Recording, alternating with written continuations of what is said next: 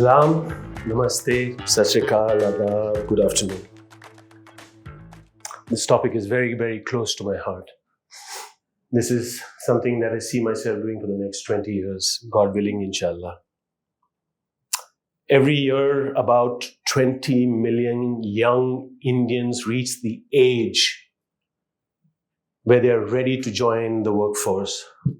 That's 2 crore bright young Indians seeking employment opportunities. However, our economy creates only a fraction, by some estimates, only 5 million jobs annually. This massive gap isn't an economic challenge. It's a defining moment for the entire generation. I'm going to tell you 2 stories, and true stories.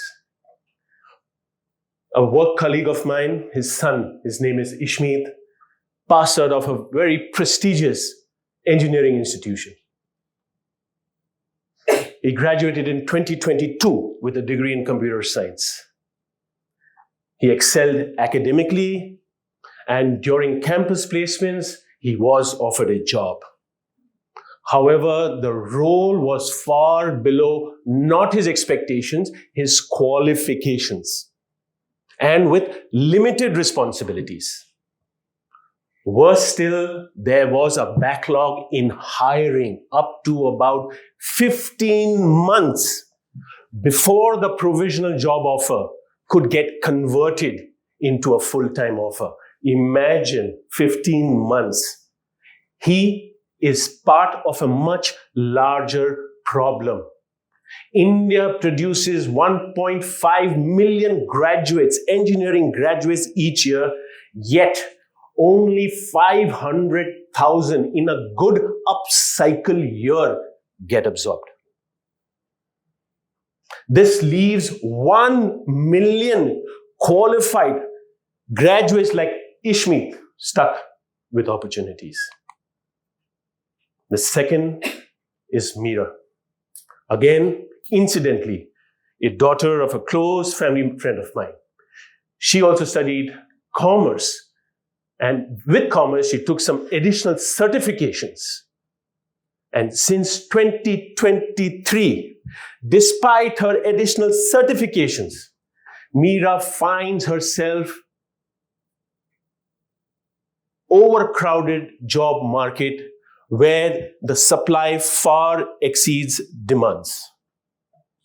India produces 4 to 5 million commerce graduates each year, and because of this intense competition, only a handful and few thousand jobs in the commerce and the financial sector is created.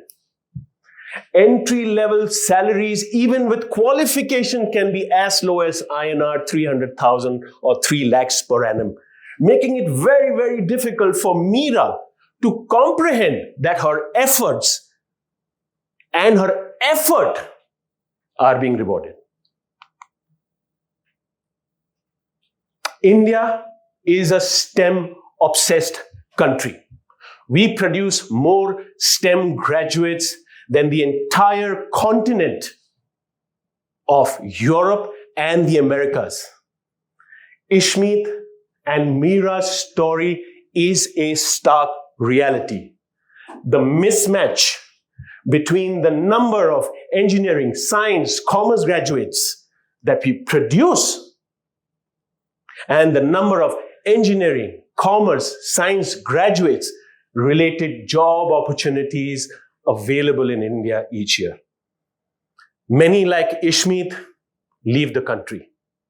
Many like Meera have to recalibrate and realign their skills after graduation.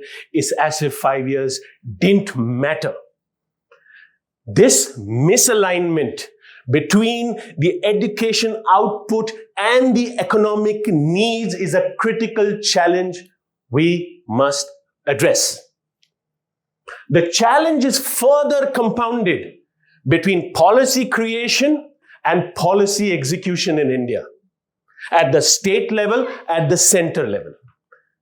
India's brightest policy economists usually draft forward-thinking policies that align education with the economic needs, focusing on labor market demands.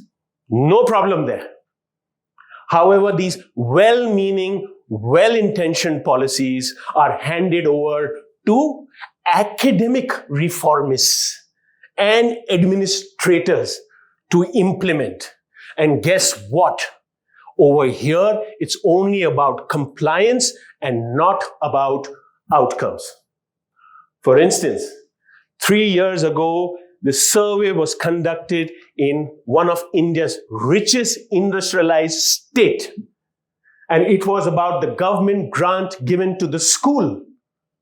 What? For computers and some language-aided tools so that the learning capabilities of the students could be created. And guess what?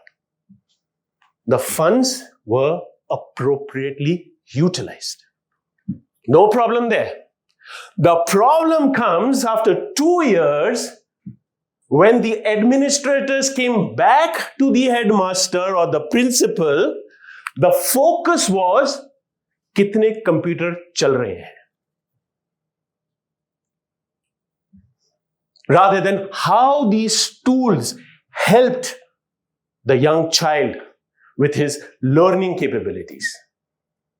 Now, this is indicative of a very, very large problem where the emphasis shifts from continuous learning and assessment to compliances, preventing the full potential of the education reform currently under play being fully realized. To bridge this gap, we must align our approach to education with the nation's economic goals, industry forecasts, and labor market trends. India is a heterogeneous country. Diverse language, economic aspirations, opportunities, roti, kapda, makan, makhan, everything is different here. Each pin code is a different culture code in India. The needs of Prahlad in a metropolitan city differs from the needs of Sia, who perhaps would have been born and brought up in a tier 2, tier 3, tier 4 villages and towns. To solve the problem, first we must acknowledge that multiple Indias exist within our borders, each with its own challenges, each with its own opportunities. To make a real impact, we need to tailor our education outcomes and employment strategies to each segment's specific needs. Let's address these segments as India 1, 2, 3, and 4. We need to look beyond a single narrative in order to truly solve for its complexity. India 1 and 2, you and I, our children, we represent the aspirational, high-growth, innovation-driven segments of our society. These segments are shaping our future. They are leveraging high-quality education. They are leveraging technology and global networks to drive and create an impact in India. And they lead in areas like manufacturing, global capability centers, global tech entrepreneurship, and corporate leadership, aap aur main. But there is more to India than aap or main. To create an inclusive vision for the country's future, we must also consider the other two Indias, each needing different approaches, each needing different solutions. India 3 and 4, we represent the middle segment and the most vulnerable segment, ladies and gentlemen, encompassing 700 to 800 million, 70 se 80 crore. This segment is the key to India's future growth. However, this is where the cracks become very evident. The cracks in the Indian education system, the cracks in the healthcare system, the cracks in the administrative implementation system. This is where administrators prioritize compliance over execution and outcomes. Remember the computer story I spoke to you about. The well-meaning, well-intentioned Right to Education Act requires all students to progress up to grade 8. But this progression occurs without assessing their cognitive or their non-cognitive abilities. Consequently, many students progress right up till grade 8 without retaining the necessary knowledge for them to succeed in the next grade. By grade 12, they are actually performing at grade 6 level. Basic numeracy, reading proficiency, writing skills at a grade 6 level. अजून मूलभूत गोष्टी शिकलेला नाही असा व्यक्तीला प्रगट संकल्पना शिकण्यासारखे आहे. Did anyone understand that? Thank you. But most of you didn't. And that's exactly my point. That student in grade 12, for him, everything is alien. Everything is strange. And at this point in time, everything falls apart and he drops out of schooling. Why? Because this connects a major barrier, an overwhelming barrier to learning. Solving the education challenges across all 4 Indias requires massive, massive investments. Investments in infrastructure, investments in teacher training, investments in systemic reform. But it's a long-term, capital-intensive effort. Given the diversity and the heterogeneity of India, our approach must be as diverse, real, but the time has come, bold. We must recognize that not everyone follows the same academic trajectory, nor everyone has access to the same resources. But every individual has inherent strengths that can be nurtured and aligned with the economic possibilities, whether through traditional academic routes or whether through vocational routes. Every pathway plays a critical role contributing to the nation's development. For India 3 and 4 specifically, where the system is at its most fragile, vocational training must be elevated to the same level as an academic degree.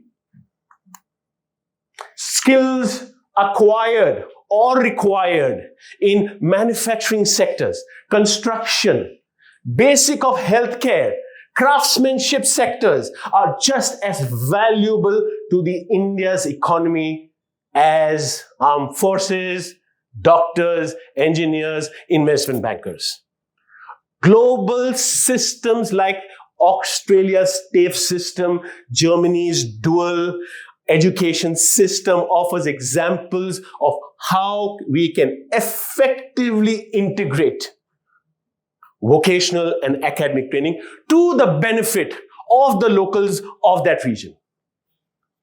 If we apply a similar system in India, we can create a workforce that is well educated, capable, skilled, and passionate about their inherent strengths. By equalizing the value of vocational and academic achievements, we allow India 3 and 4 to prosper based on their strengths, and they contribute to a more productive and an adaptable workforce.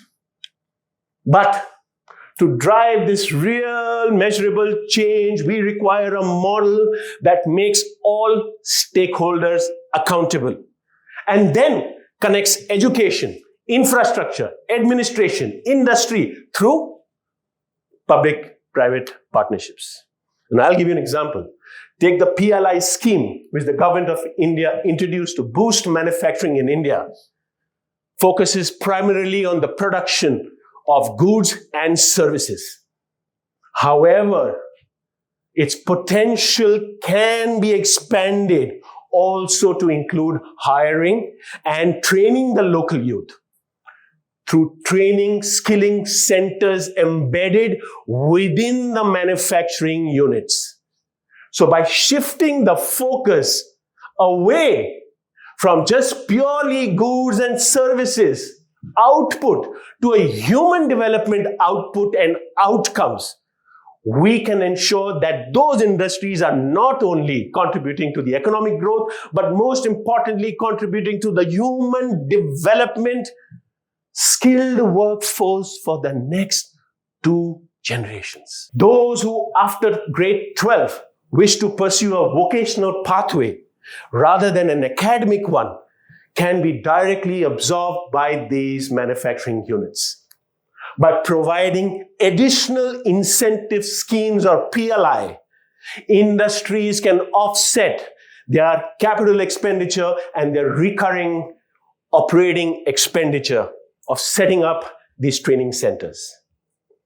3 to 5 years of hands-on training within these manufacturing units should be equivalent to a BVoc degree, which has equal value to an academic degree. By elevating that value of vocation training, we also boost the gross enrollment ratio, ensuring that those skilled individuals, the tone of heart within the manufacturing units, they are not left out of the formal economy, but are recognized and are included in our India's growth story. The economic success of any nation, history has proven in hundreds of years, is directly linked to 2 things: education and healthcare systems. After gaining independence, our focus was on establishing prestigious institutions like the IITs, IIMs, NLUs, AIMS, and of course the Indian Administrative Service. And justifiably right. The intent was to create a strong professional administration cadre to govern the country. No problem with that. But just as we prioritize a strong professional administrative cadre, we should have also developed top educators cadre in this country to ensure that the foundation of our education system was equally strong like our engineering systems, like our management systems in IIM. It's not too late. It's never too late. Now is the time to establish these elite teacher institutions on par with the IITs, IIMs, and AIMS. These institutions will ensure we build a pipeline of educators who will shape the future of our country and be given the same respect what we give our IAS officers, what we give our engineers, what we give our doctors. Ladies and gentlemen, imagine industries training their own skilled workforce through the PPP model, alongside teachers driving systemic reform, and every stakeholder in this country accountable for outcomes. Just imagine. This will create real jobs, lifting India 2 and 3 out of the poverty, and will drive Indian economy forward to immediately in the next 10 years, $10 trillion and then 20. Lastly, we hear about brain drain, where our brightest minds leave the country for better opportunities abroad. do we blame them now? Instead, let's look at this as an opportunity. In 2023, Indians working abroad remitted $125 billion into the country. By some estimates, it's growing at 14% CAGR, year on year. So in the next 10 years, there's a possibility this number could be $1 trillion. That's literally 25% of our economy today as an inbound remittance. This, in my opinion, is also a form of nation building. The challenge is, how do we create the right conditions for them to return and invest in the India's growth story? As we close, let us remember the connection between knowledge and prosperity. In Indian mythology, Saraswati, the goddess of wisdom and learning, precedes Lakshmi, the goddess of wealth. True education, true wealth flows from education, and through it, we create prosperity, happiness, and good health. This is the transformation India needs. This is the India we must build. पढ़ेगा India, बढ़ेगा India, जीतेगा India. Thank you, ladies and gentlemen.